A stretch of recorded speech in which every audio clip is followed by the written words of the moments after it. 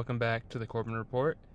We'll be talking about the new rankings, a nice mix-up in the top 10, and as well, rookie quarterback starting for another rookie quarterback who was out with a concussion, and as well as another quarterback in the NFC who is done for the season with an injury.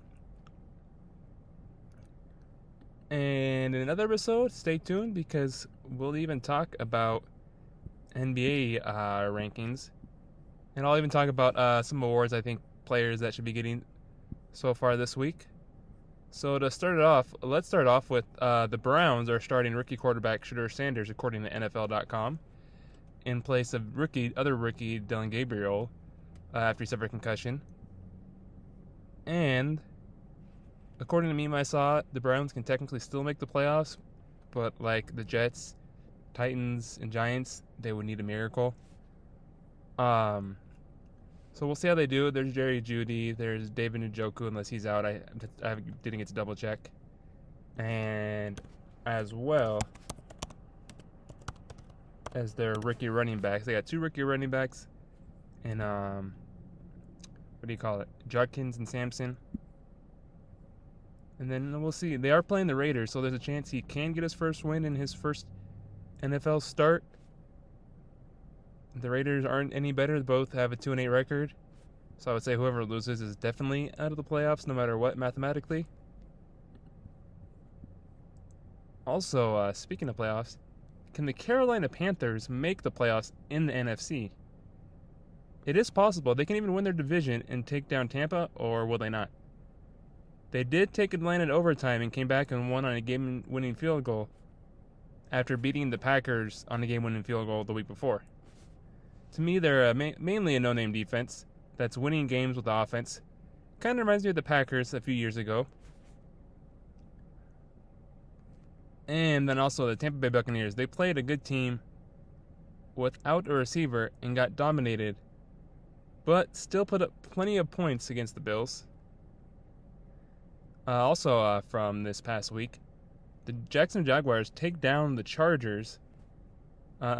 I did not pick them. I was thinking about it. I was thought about picking the Jaguars. I picked the Chargers because of the playoffs when they played last time.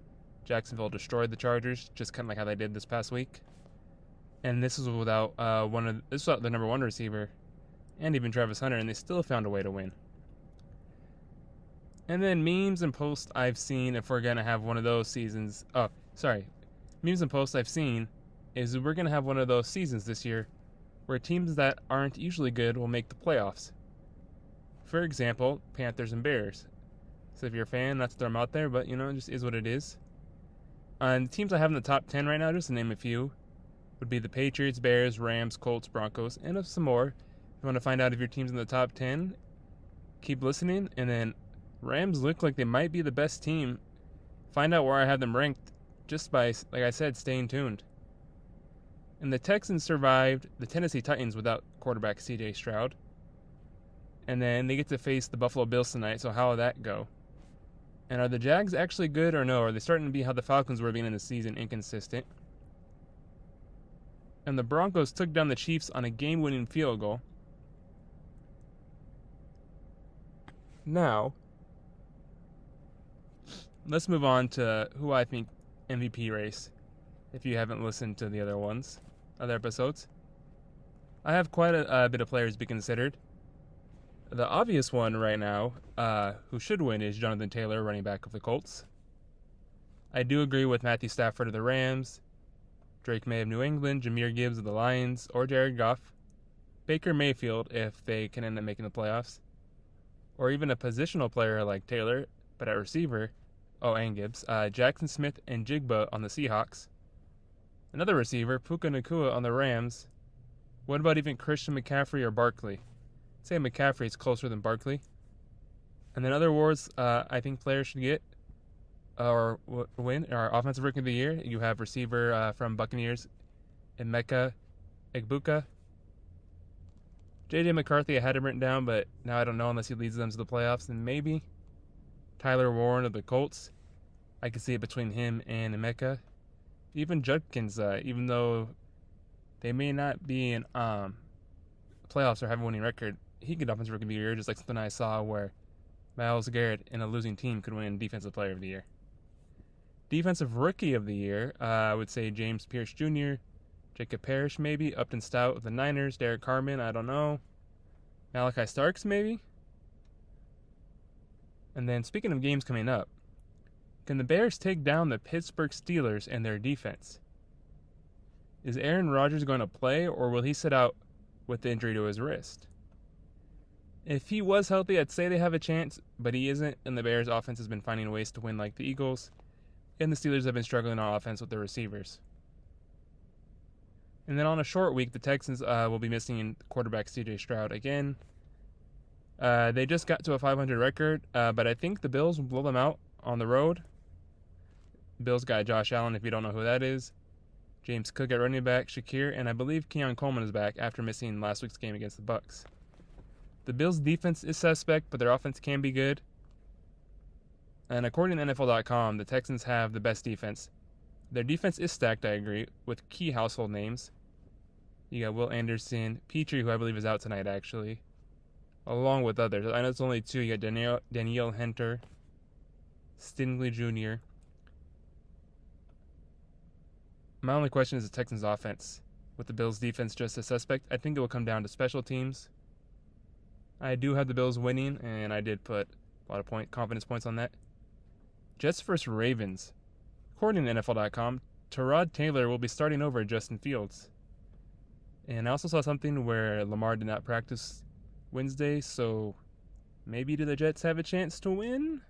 And would this be their time to win and make a run to the playoffs? Who knows? Cowboys also may have a chance to beat the Eagles this week, with Eagles players limited from the injury report I saw on NFL.com. And the Falcons quarterback, Michael Penix Jr., will be having surgery ending his season. And we all know who the backup quarterback to the Falcons, Michael Penix Jr., is. It is none other than Kirk Cousins. And Michael Penix Jr. Will have to repair his partially torn ACL.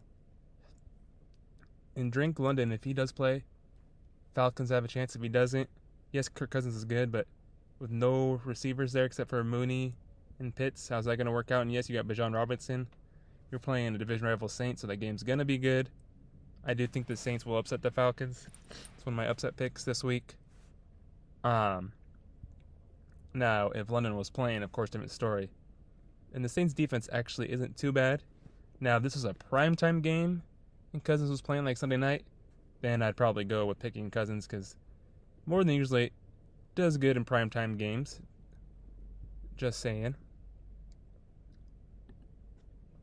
And I know it's only been short 8 minutes. We'll see if anything else comes out. I'll even let you know about some basketball rankings. We'll take a little break in a minute. Because if we look at the basketball standings right now, and I know I didn't do rankings this week, so maybe during a separate episode I'll make another one. In the East, this might be a little surprising to you guys. As of right now, Thursday, November 20th, 1:25 p.m., in the Eastern Conference, the Detroit Pistons are 13-2. Toronto Raptors are 10-5, and the Washington Wizards are in last at 1-13. Then if you go to the Western Conference, this shouldn't be a surprise. Oklahoma City Thunder at 15-1. Then you have the Nuggets at 11-3, and then this may or may not be a surprise to some of you. The Rockets at 10-3 in third place in the West, with the Lakers in fourth at 11-4. And the Jazz actually would make the play-in right now, with the Pelicans at 2-13 being the worst team. So, we'll see how that goes.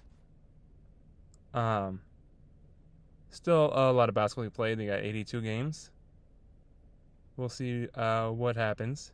Oh, and then I did not get to go to the rankings, so let's do that for the NFL. Let me find them really quick. So this week's rankings, I couldn't find last week's correct rankings, so I won't be able to let you know who moved up, how much, and when. But in the top 10, at number 10, or actually, before we get into top 10, at number 11, honorable mention, because I did see someone that I've noticed his rankings. He has this team in the top 10. I just have him outside at 11. It's the 49ers. So, number 10, it is the Chicago Bears, who have a chance to take down the Steelers. At number 9, it is the Baltimore Ravens. At number 8, it is the Pittsburgh Steelers. Number 7, the Detroit Lions. Number 6, the Buffalo Bills. Now moving in the top 5. I think this might be their first time in the top 5. It is the Denver Broncos. We have the Indianapolis Colts at 4. At 3, this shouldn't be no surprise to anyone. It's the Philadelphia Eagles. At number 2, this would be another surprise, another AFC team. New England Patriots, and also I'm a fan of the team, so it's kind of why I have them. Mix of fan, mix of sports perspective, just being realistic. And at number 1, after just putting on a dominant defensive performance and almost losing, but still winning, it's the LA Rams, who this right now look like the best team in the league. And then, we'll see what happens. And we'll take a break and then come back in a few minutes. Talk to you guys soon. Bye. Hey everyone, welcome back to the Corbin Report. So, with tonight's Thursday night game, Bills and Texans, I wasn't going to do a look forward to it because I know NFL.com, they do 3 things to watch. I'm not going to do it that way. We'll just say I looked at the depth chart. Looks like the Bills' defense is pretty much healthy, and so is the Texans except for Jalen Petrie. And then if we go on the offensive side, we already know C.J. Stroud is out. Davis Mills is starting again. Nico Collins playing at receiver 1, and Jaden Higgins, rookie, at number 2 receiver, and Kirk at the 3. And, of course, to me, the question has been all season long, the offensive line. What will they do against the Bills' defense? And what can the Bills' offense do against the Houston defense?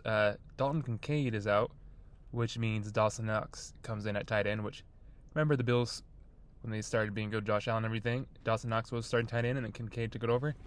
Kincaid can play receiver, so they could play Knox and Kincaid if Kincaid was healthy.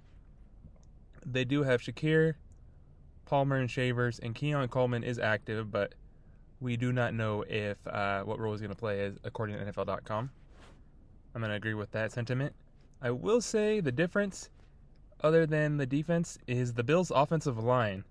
So if they can protect Josh Allen and company, the Bills got this. And yes, they're on the road, so we'll see what happens. And then stay tuned for next episode, NBA rankings, if I can get to them. If not, please comment on Spotify, on YouTube, at the Corbin Report. Let me know anything else you'd like to hear my thoughts on. And don't forget to subscribe to the Corbin Report on YouTube, on Spotify. Find that the Facebook page, Instagram, Twitter. And thanks for listening, and we'll see you guys next time. Bye.